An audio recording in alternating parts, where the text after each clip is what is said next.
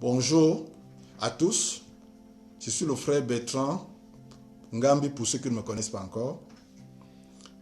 Alors, nous allons continuer nos enseignements. Dernièrement, nous avons parlé, n'est-ce pas, les principes de Dieu, n'est-ce pas, que ça soit qui sont liés, que ça soit à la vie chrétienne, que ça soit lié au royaume de Dieu.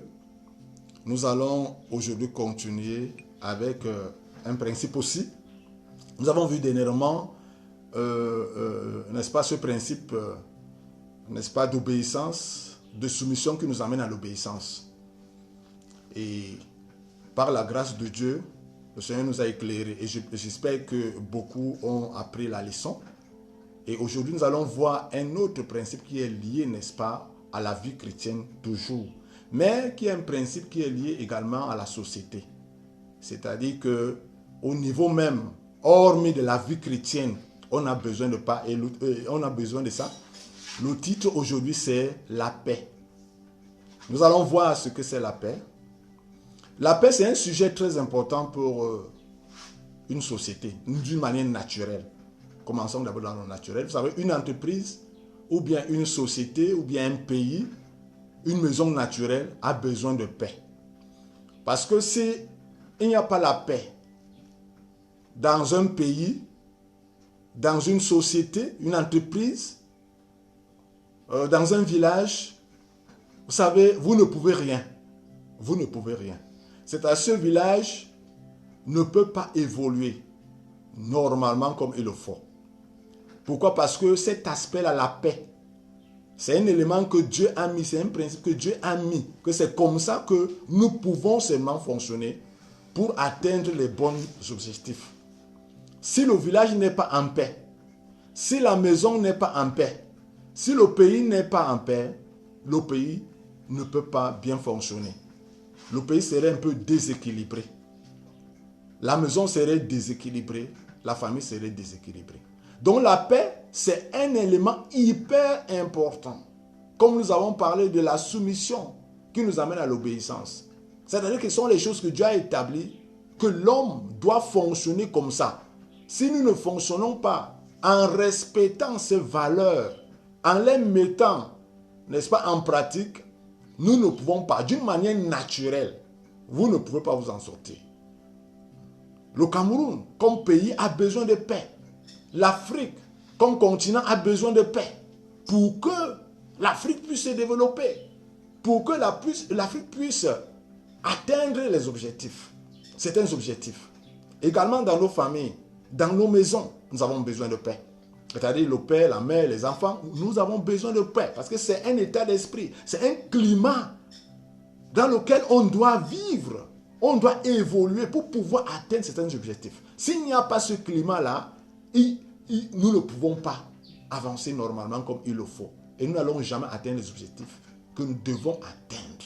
Pourquoi? Parce qu'il n'y a pas la paix. Et quand il n'y a pas la paix, il y a le désordre. Quand il n'y a pas la paix, il y a la confusion. Quand il n'y a pas la paix, il y a les bagarres. Il y a les bagarres, il y a les conflits. Amen. Vous savez, la paix, c'est un élément qui amène tout le monde ensemble. Et on regarde dans la même direction. Et on part dans la même direction. En quelque part même, nous parlons le même langage. Parce que nous sommes en paix. Et si nous ne nous entendons pas, si nous ne nous entendons pas, il n'y aura pas la paix. Parce que quand on s'entend et tout le monde se soumet et accepte et adhère à la vision que le pays s'est fixé ou bien que le foyer, si c'est une maison, s'est fixé, ce n'est qu'à partir de là que soit le pays, que soit une famille, soit un village peut évoluer. Parce que là, le village, prenons le cas du village, le village peut maintenant rassembler tous ses enfants et pouvoir être dans la joie et regarder dans la même direction. Avoir des projets et les réaliser. Parce que là, tout le monde adhère. Tout le monde, n'est-ce pas, est d'accord. Et ça fait que le village peut avancer. Et c'est comme ça, que ce soit dans un village, que ce soit dans un pays, que ce soit dans une famille, un foyer, nous avons besoin de paix. Que ce soit dans une entreprise. Quand l'entreprise n'a pas de paix, vous allez voir, si les leaders de l'entreprise sont en train de combattre entre eux, il n'y aura pas de paix. Et ça va créer les dysfonctionnements de l'entreprise. Et ça va créer un manque à gagner à l'entreprise. Comme dans un pays.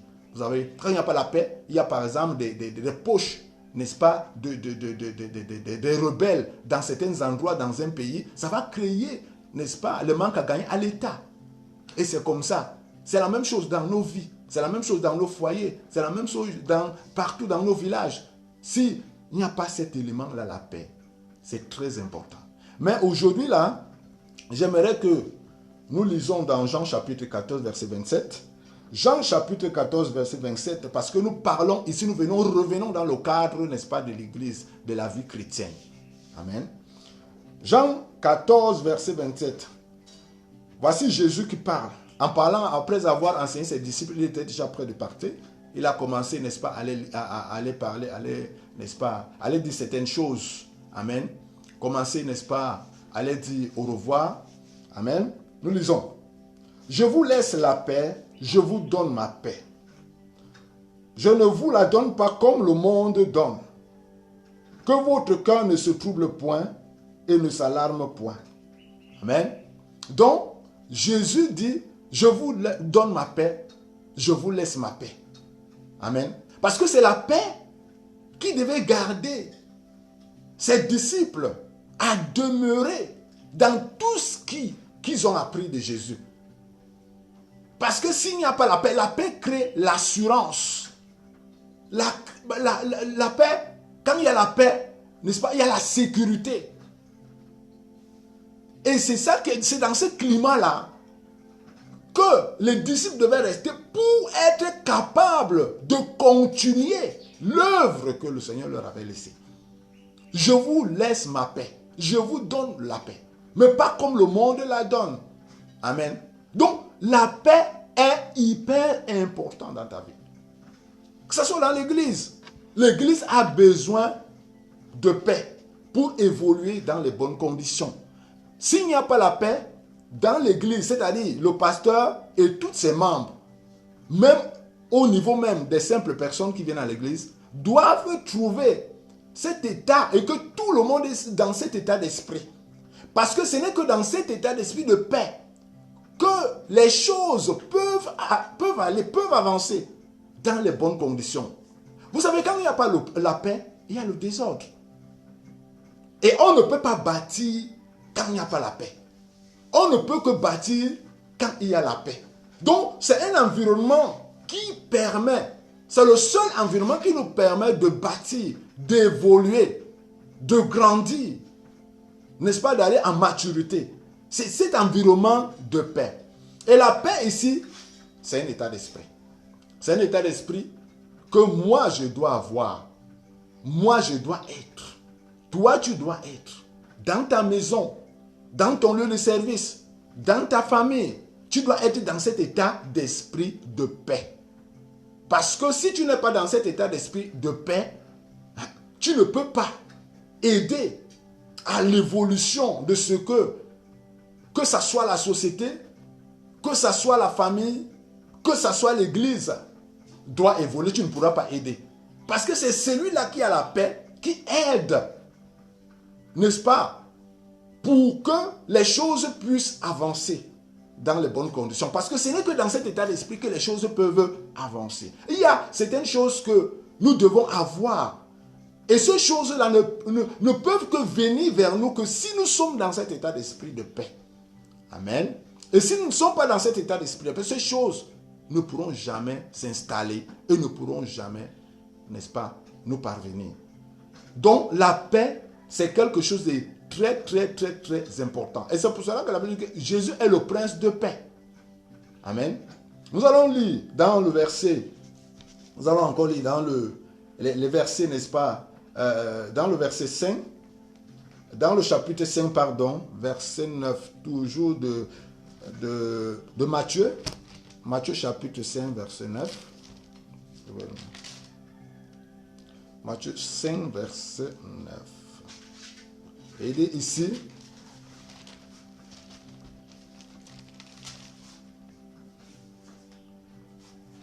ici, Heureux ceux qui procurent la paix, car ils seront appelés fils de Dieu. Heureux ceux qui procurent la paix. Ils seront appelés fils de Dieu. Dieu, c'est un Dieu de paix. Amen. Quand Dieu entre dans ta vie, quand Dieu entre dans une maison, il apporte la paix. C'est-à-dire que la paix ici crée les conditions favorables. C'est-à-dire que c'est un environnement un peu comme un poisson dans l'eau. C'est-à-dire que c'est le meilleur endroit que l'homme doit vivre. Là où il y a la paix. Et quand Dieu a créé le monde, Dieu a créé le monde avec la paix. Il a créé que l'homme devait seulement vivre normalement dans la paix. Et s'il n'y a pas la paix, l'homme ne peut pas se sentir à l'aise. L'homme ne peut pas évoluer. L'homme ne peut pas se développer normalement comme il se fait. Même dans le sang, nous avons parlé tout à l'heure de la paix d'une manière naturelle. C'est-à-dire dans les pays où il y a la guerre, vous voyez, il ne peut pas avoir développement. Parce qu'il y a la guerre. La guerre va contrecarrer la paix.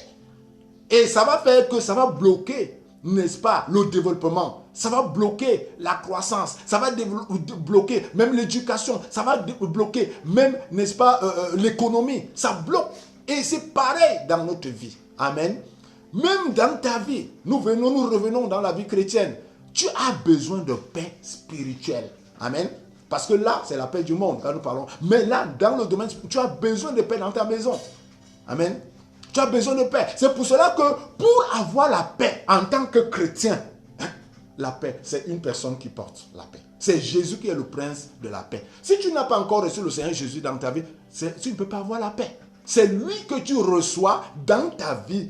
Et c'est lui qui est la paix. C'est lui qui apporte la paix dans ta vie.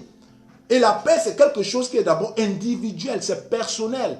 Il faut déjà l'avoir en toi pour que ton environnement aussi en profite de ce qui est en toi. Donc, il est le prince de paix. Amen. Vous voyez ici, heureux. Heureux ceux qui procurent la paix, car ils seront appelés fils de Dieu. Fils de Dieu. Amen. Le fils de Dieu, c'est Dieu qui vit en lui. Amen. Donc, c'est Dieu qui vit en lui. N'est-ce pas? C'est lui qui procure, c'est lui qui donne la paix. Amen. Et quand un homme de paix est quelque part, la paix là est, n'est-ce pas, sème la paix partout. Amen.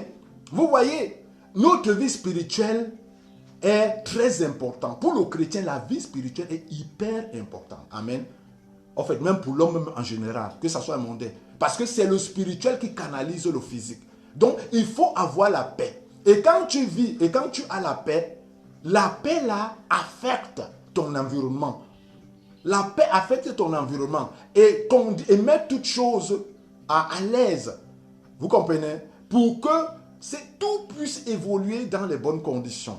Nous allons encore lire un verset ici. Nous allons lire Jean chapitre 20, verset 21. J'aimerais que ma soeur puisse nous lire ce verset. Jean chapitre 20, verset 21. 20-21 Jean. Nous lisons après.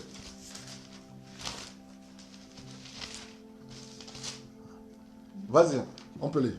Jean 20-21. Jésus leur dit de nouveau, que la paix soit avec vous. Tout comme le Père m'a envoyé, moi aussi je vous envoie. Amen. Comme le Père m'a envoyé, moi aussi je vous envoie. Que le Père soit avec, et que la paix soit avec vous. Amen. Vous voyez, à chaque fois quand le Seigneur Jésus apparaissait à ses disciples après la résurrection, chaque fois il disait que la paix soit avec vous. Que la paix soit avec vous. Que la paix soit avec à tout moment. Dès que Jésus venait, il avançait toujours mot paix. Sans la paix, vous ne pouvez pas. Sans la paix, l'Église ne peut rien. Sans la paix, le monde ne peut rien. Amen. Donc la paix, c'est un élément hyper important dans notre vie. Nous lisons encore dans le chapitre 20, verset 26. Verset 26. Toujours dans le même chapitre, mais le verset 26. 8 jours après, les disciples de Jésus étaient de nouveau dans la maison. Et Thomas se trouvait avec eux. Jésus vint, les portes étaient fermées, se présenta au milieu d'eux et dit, la paix soit avec vous. Amen. Ils étaient rassemblés, ils avaient peur, enfermés, les portes étaient fermées. Et puis Jésus se présente au milieu d'eux. Et puis Jésus dit que la paix soit avec vous. C'est-à-dire, quand tu as la paix, tu ne trembles pas. Quand tu as la paix, tu n'as pas peur. Quand tu as la paix, tu ne t'inquiètes pas. C'est-à-dire, la paix te met dans des conditions sûres. Tu n'as pas les inquiétudes. Tu n'as pas peur. Tu ne trembles pas. Ça te met dans l'assurance. Vous comprenez, non? Et quand tu es dans cet état d'esprit, c'est ça qui te permet d'évoluer. Tu n'es pas menacé. Vous comprenez? Même s'il y a les menaces autour de toi, tu ne trembles pas. Tu es dans l'assurance. Et c'est dans cette condition que Dieu voudrait que nous évoluions. Nous, en tant que chrétiens, malgré tout ce qui peut être autour de nous comme difficulté, malgré tout ce qui peut être autour de nous comme attaque, malgré tout ce que nous devons vivre, mais que la paix du Seigneur soit avec nous. C'est-à-dire que le prince de paix est là. Vous comprenez, vous voyez Jésus dans la barque, non? Jésus dans la barque pendant qu'ils étaient en train de traverser la mer. Et il y a eu un coup de vent terrible et le bateau allait se renverser. Jésus dormait. Et les disciples criaient, oh Seigneur, sauve-nous, Seigneur, sauve-nous. Mais finalement, donc Jésus s'est réveillé. Et dès qu'il s'est réveillé, il a levé la main, il a dit que la mer se calme. Amen. Il a porté quoi? La paix. La paix dans la mer. Il y avait le trouble dans la mer. Et le trouble là les empêchait d'avancer. Vous comprenez? Et c'est comme ça, quand il y a le trouble dans ta vie, ça t'empêche d'avancer. Il faut qu'il y ait la paix pour que tu puisses avancer. Vous comprenez? S'il n'y a pas la paix, tu ne peux pas avancer. Je vous donne juste un petit témoignage. Quand j'ai reçu le Seigneur Jésus dans ma vie, il y a de cela près de 27 ans, et j'avais seulement 3 mois dans le Seigneur. Non, 2 mois dans le Seigneur. Et le Seigneur me dit, Bertrand, va mettre la paix dans ton village. Pourquoi? Parce que quand je suis parti de mon village, j'avais laissé mon village dans le chaos.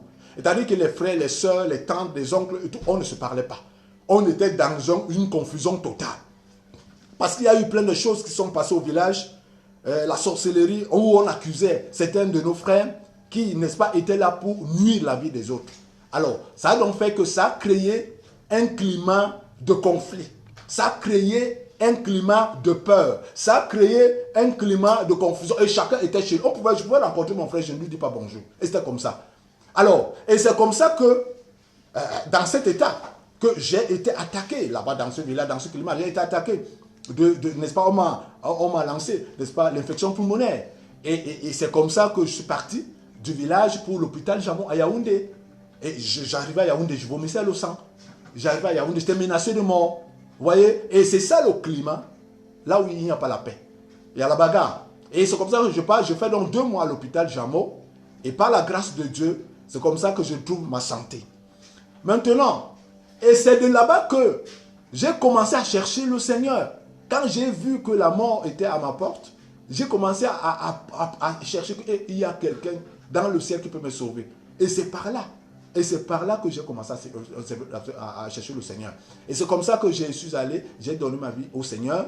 Et dès que j'ai donné ma vie au Seigneur, directement, j'ai fait seulement 2 mois à l'école biblique. Et Dieu me dit, Bertrand va mettre la paix dans ton village. Donc, la situation que j'avais laissée dans le village, Dieu m'envoie en mission d'aller mettre la paix.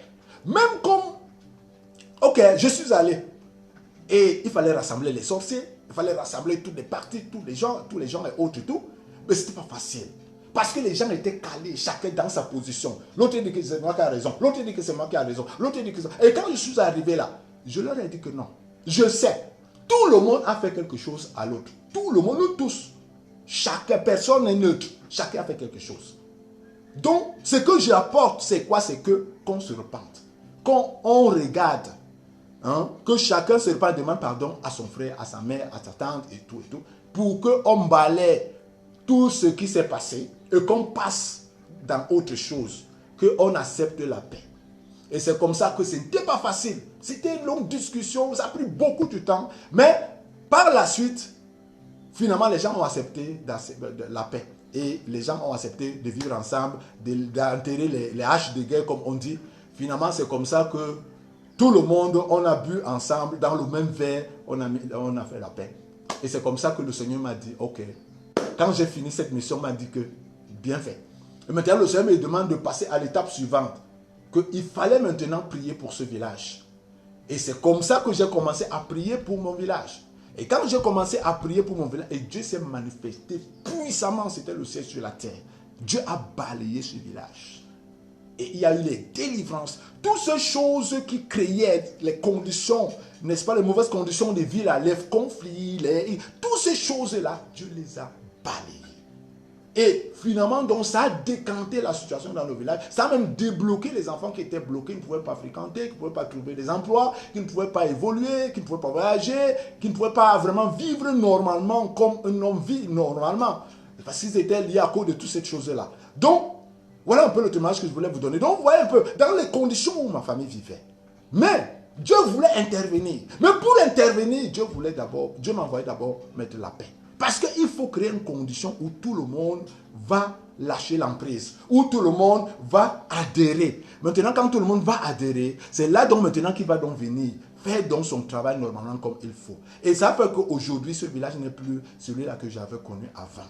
Amen. Donc, c'est pour vous dire que s'il n'y a pas la paix, on ne peut pas avancer. Que ça soit même au niveau de l'État, que ça soit même au niveau spirituel dans nos vies en tant que chrétiens, Dieu a besoin de paix. C'est pour cela que quand Jésus venait, disait que la paix soit avec vous. Parce que c'est dans le domaine, dans cet état d'esprit de paix. La maison doit évoluer dans la paix. La famille doit évoluer dans la paix. Nos lieux de service doivent évoluer dans la paix. Le pays doit être dans la paix. Si le pays n'est pas dans la paix, si ton pays n'est pas dans la paix, si ton village n'est pas dans la paix, si ta maison n'est pas dans la paix, oh, tu ne peux pas évoluer. Vous ne pouvez pas évoluer. Parce que vous êtes là comme un poisson qu'on a enlevé dans l'eau. Imaginez un poisson qui n'est pas dans l'eau. C'est la mort. Et c'est comme ça. Vous voyez, non? Donc, dans les conditions où il n'y a pas la paix, il y a la mort. Il y a la mort. Moi, j'ai été frappé de la tuberculose. Vous voyez, non? Pourquoi? À cause des conditions. Mauvaises conditions de vie, parce qu'il n'y avait pas la paix. Vous comprenez? Ça crée un climat de bagarre, de conflit, de jalousie, de sorcellerie. C'est-à-dire que ça développe plutôt le contraire de la paix. Et ça bloque toute chose. Donc, mon frère, ma soeur, ça c'est un principe que Dieu a établi, que c'est comme ça que l'homme doit seulement vivre. S'il n'y a pas la paix, l'homme doit vivre dans les conditions de paix pour pouvoir évoluer. Que ça soit au niveau de la société, que ça soit au niveau, n'est-ce pas, spirituel, n'est-ce pas, de l'église, que ça soit au niveau, n'est-ce pas, de la famille, la paix est indispensable. Nous devons créer cette atmosphère de paix. Nous devons créer cet état, nous devons avoir cet état d'esprit de paix. Amen. Donc, c'est ça très, très, très, très important. Alors, je veux maintenant prier par rapport à cela. Je voudrais d'abord prier pour ceux-là qui n'ont pas la paix, qui ont toujours vécu dans cet état d'esprit où il n'y a pas la paix au tout. Et après, je vais clôturer au même moment. Seigneur, merci pour ta grâce ce matin. Merci pour ta bonté, pour ta miséricorde. Merci pour ce message éternel que tu nous envoies pour ramener les valeurs, des choses, Papa, des principes que tu as mis. Papa, pour que nous, les hommes sur la terre, que nous fonctionnons dans les bonnes conditions, Seigneur, et que nous évoluions selon les objectifs que toi, tu t'es fixés. Mais aujourd'hui, Père, dans le monde, l'homme veut aller dans le sens contraire de ce que toi tu as planifié et de ce que toi tu as établi. Mon Père, mais aujourd'hui, nous voulons par ta grâce ramener ces choses afin de les donner leur place dans la société, afin de les donner leur place dans nos vies, afin de les donner leur place dans nos foyers, afin de les donner leur place, oh Dieu, dans notre maison, notre vie, dans l'église, oh Père. Que la paix retrouve la maison, que la paix retrouve ta maison, que la paix retrouve nos maisons, que la paix retrouve nos entreprises, que la paix retrouve nos villages, que la paix retrouve le Cameroun, que la paix, Seigneur, et que Père, oh Dieu, mon Père, nous tous, oh Dieu, que nous acceptons la paix, que nous acceptons la paix, que chacun voit, oh Dieu, la valeur que la paix a, la valeur que le bénéfice de la paix dans nos vies, le bénéfice de la paix dans nos maisons, le bénéfice de la paix dans nos églises, le bénéfice de la paix dans notre vie chrétienne. Si nous n'avons pas la paix, nous ne pouvons pas avancer, nous ne pouvons pas évoluer, nous ne pouvons pas aller à la maturité, parce qu'il nous manque la paix, parce que ce n'est que dans la paix que le Seigneur travaille, dans la paix que le Seigneur évolue avec nous, dans ce qu'il a prévu de faire. Père, merci. Ce matin, Merci pour ta grâce. Merci pour ta bonté. Que la paix soit dans nos maisons. Que la paix soit dans la maison de mon frère, de ma soeur. Que la paix soit dans nos entreprises. Que la paix soit dans nos églises. Que la paix soit dans ton église, oh Dieu, en tant que corps de Christ, oh Dieu. Ton église, oh Dieu, qui est tiraillée à gauche et à droite, oh Dieu.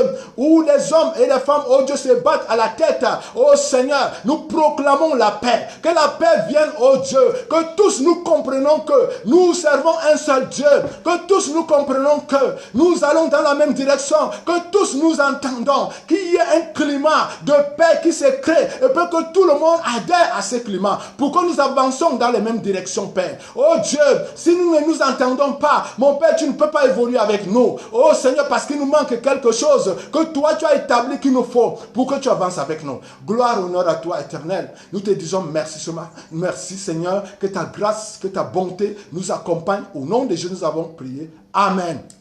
Soyez en paix. Partagez ceci pour que la grâce également se multiplie dans nos vies. Au nom de Jésus, shalom.